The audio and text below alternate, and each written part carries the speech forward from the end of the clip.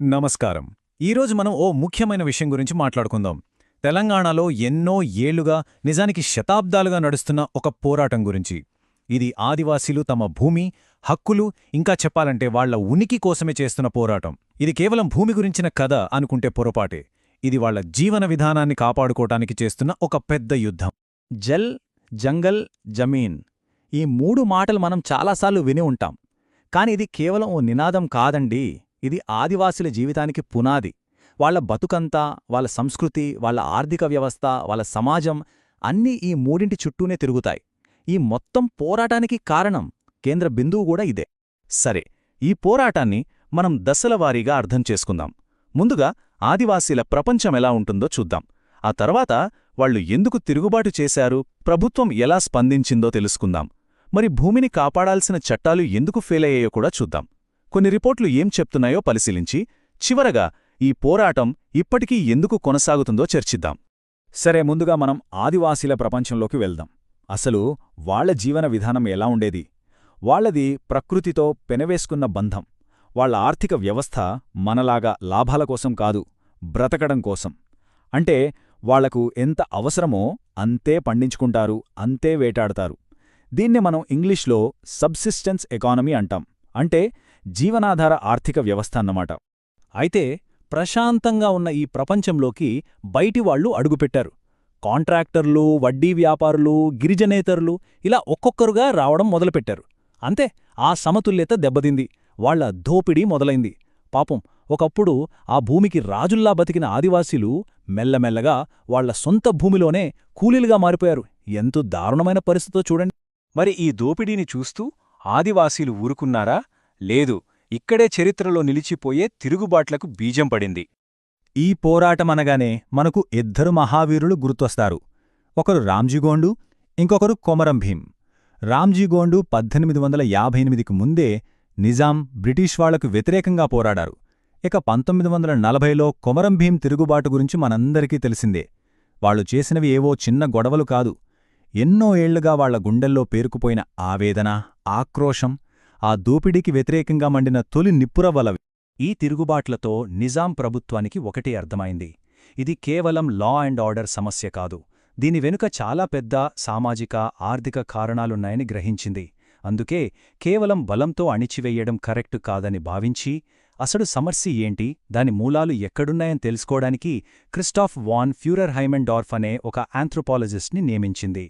కథలో ఇది చాలా కీలకమైన మలుపు. హైమండార్ఫ్ అంటే ఏదో ఆఫీసులో కూర్చొని రిపోర్ట్లు రాసే రకం కాదు. ఆయన స్వయంగా ఆదివాసీల మధ్యకు వెళ్లారు, వాళ్లతో కలిసి జీవించారు, వాళ్ల కష్టాలను కళ్లారా చూశారు, లోతుగా అధ్యయనం చేశారు. ఇక్కడ మనం చూస్తున్న ఈ పుస్తకాలు ఆయన చేసిన పరిశోధనలకు నిలువుటద్దం. ఆదివాసీల జీవితాలు ఎలా ఉన్నాయి, దోపిడీ ఏ స్థాయిలో జరుగుతోంది అనే విషయాలన్నింటినీ ఆయన పూసగుచ్చినట్టు వివరించారు. ప్రభుత్వం ఒక పరిష్కారం కోసం చూస్తున్న టైంలో ఆయన రిపోర్ట్లే ఒక సైంటిఫిక్ బేస్గా నిలిచాయి. సో హైమెండార్ఫ్ ఇచ్చిన రిపోర్ట్ల ఆధారంగానే 1949లో గిరిజన ప్రాంతాల నియంత్రణ చట్టం వచ్చింది. దీని టార్గెట్ చాలా సింపుల్ అండ్ క్లియర్. 1. ఆదివాసీల భూములు వేరేవాళ్ల చేతుల్లోకి వెళ్లకుండా చూడటం. 2. వాళ్ల ప్రాంతాల్లో వాళ్లకే ప్రత్యేక పరిపాలన ఇవ్వటం. చూడ్డానికి ఇది ఆదివాసీ హక్కులకు ఒక బలమైన కవచంలా అనిపిస్తుంది కదా. కాని పేపర్ మీదున్న చట్టానికి, నిజ జీవితంలో జరిగిన దానికి సంబంధముందా? ఇప్పుడు మనం అసలు విషయంలోకొస్తున్నాం.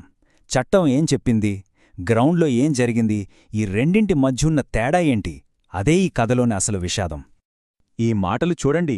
1940 నాటికి ఆసిఫాబాద్ చుట్టూ ఉన్న 20 గ్రామాల్లో 12 గ్రామాలు ఆదివాసీలు లేకుండా ఖాళీ అయిపోయాయి. ఇది చెప్పింది ఎవరో కాదు, స్వయంగా హైమెండార్ఫే. అంటే ఆ రక్షణ చట్టం రాకముందే పరిస్థితి ఎంత చేజారిపోయిందో, భూములు ఎంత వేగంగా వాళ్ల చేతులు దాటిపోయాయో అర్థం చేసుకోవచ్చు. ఇంతకన్నా పెద్ద సాక్ష్యం ఇంకేం కావాలి? సరే, చట్టం వచ్చాకైనా పరిస్థితి మారిందా అంటే అది లేదు, ఇంకా దారుణంగా తయారైంది. 1995 నాటి ప్రభుత్వ రిపోర్టు ప్రకారం ఈ నంబర్లు చూస్తే షాకవుతాం. వరంగల్ జిల్లాలో 71%, ఆదిలాబాద్లో 60%, ఖమ్మంలో 52% ఆదివాసీ భూములు గిరిజనేతరుల చేతులోకి వెళ్లిపోయాయి. అంటే చట్టమనేది కాగితాలకే పరిమితమైపోయిందని, అది ఘోరంగా ఫెయిల్ అయిందని చెప్పడానికి ఈ ఒక్క లెక్క చాలు. ఒకవైపు భూములు పోతున్నాయి, మరోవైపు వాళ్ల అభివృద్ధికి కేటాయించిన డబ్బులు కూడా సరిగ్గా చేరట్లేదు. ఉదాహరణకి 2014-15 బడ్జెట్ చూడండి. గిరిజన ఉప ప్రణాళిక కింద సుమారు 1904 కోట్లు కేటాయించారు. కాని రిలీజ్ చేసిందెంత? కేవలం 605 కోట్లు. అంటే మూడో వంతు కన్నా తక్కువ. మరి నిధులిలా ఉంటే అభివృద్ధి ఎలా జరుగుతుంది? దోపిడీ ఎలా ఆగుతుంది? ఇంతకాలంగా ఈ వ్యవస్థ ఎందుకు ఫెయిల్ అవుతోంది? దీనిపై ఈ మధ్యకాలంలో వేసిన కమిటీలు ఏం చెప్పాయి? వాళ్ల నివేదికల్లో ఉన్న వాస్తవాలేంటో ఇప్పుడు చూద్దాం. చట్టపరంగా పోరాడినా న్యాయం దక్కడం ఎంత కష్టమో ఈ టేబుల్ చూస్తే అర్థమవుతుంది. మార్చి 2015 నాటికి మొత్తం 52,775 కేసులు ఫైలయ్యాయి. అందులో 31,135 కేసుల్లో ఆదివాసులకే అనుకూలంగా తీర్పొచ్చింది. చాలా మంచి విషయం. కోర్టులు 1,05,000 ఎకరాలు తిరిగి ఇచ్చేయమని ఆర్డర్లు కూడా వేశాయి. కాని నిజంగా వాళ్ల చేతికి వచ్చిందెంత? కేవలం 81,829 ఎకరాలు. అంటే కోర్టులో కేసు గెలిచినా సరే భూమి తిరిగి వస్తుందనే గ్యారంటీ లేదనమాట. సో దీన్ని బట్టి మనకేమర్థమవుతుంది? ఇది ఎప్పుడో జరిగిపోయిన కథ కాదు. ఇది ఈ రోజుకీ కొనసాగుతున్న పోరాటం. ఇప్పటికీ పరిష్కారం దొరకని ఒక పెద్ద సమస్య. ఈ విషయాన్ని 2006లో కోనేరు రంగారావు కమిటీ చాలా స్పష్టంగా చెప్పింది. ఆంధ్రప్రదేశ్లోని భూ సమస్యను అన్ అన్ఫినిష్డ్ అజెండా అని అభివర్ణించింది. అంటే ఇంకా పూర్తికాని పని అని అర్థం. ఇన్ని దశాబ్దాలు గడిచినా ప్రభుత్వాలు చేయాల్సిన పని ఇంకా మిగిలే ఉందని వాళ్లు అధికారికంగా ఒప్పుకున్నట్టే ఇది. ఈ రంగారావు కమిటీ కేవలం సమస్యని చెప్పి వదిలేలేదు, కొన్ని పక్కా పరిష్కారాలు కూడా సూచించింది. ఏంటవి? మొదటిది, పెండింగ్లో ఉన్న కేసులన్నిటినీ త్వరగా తేల్చడానికి స్పెషల్ కోర్టు బెంచ్లు పెట్టాలి. రెండోది, ఇంతకుముందు గిరిజనేతరులకు ఫేవర్గా ఇచ్చిన జడ్జిమెంట్లన్నిటినీ మళ్లీ రివ్యూ చేయాలి. మూడోది, ఎల్టీఆర్ కేసులన్నిటినీ ఒక టైం లిమిట్ పెట్టుకుని సాల్వ్ చేయాలి. అన్నింటికన్నా ముఖ్యంగా నాలుగోది, షెడ్యూల్డ్ ఏరియాలో భూమి ఉందంటే అది ఆదివాసీలదే అని చట్టం భావించాలి అనే ప్రాథమిక సూత్రాన్ని గట్టిగా చెప్పింది. మొత్తం ఈ కథ విన్నాక మన ముందు ఒక పెద్ద ప్రశ్న మిగిలిపోతుంది. కాగితాల మీద చట్టాలున్నాయి, కమిటీలు రిపోర్ట్లిచ్చాయి. అయినా సరే ఇన్ని దశాబ్దాలుగా న్యాయం ఎందుకు జరగటం లేదు? అసలు నిజమైన న్యాయమంటే ఏంటి? దాన్ని సాధించాలంటే కేవలం చట్టాలు సరిపోవా? ఇంకేం కావాలి? ఒక్కసారి ఆలోచించండి.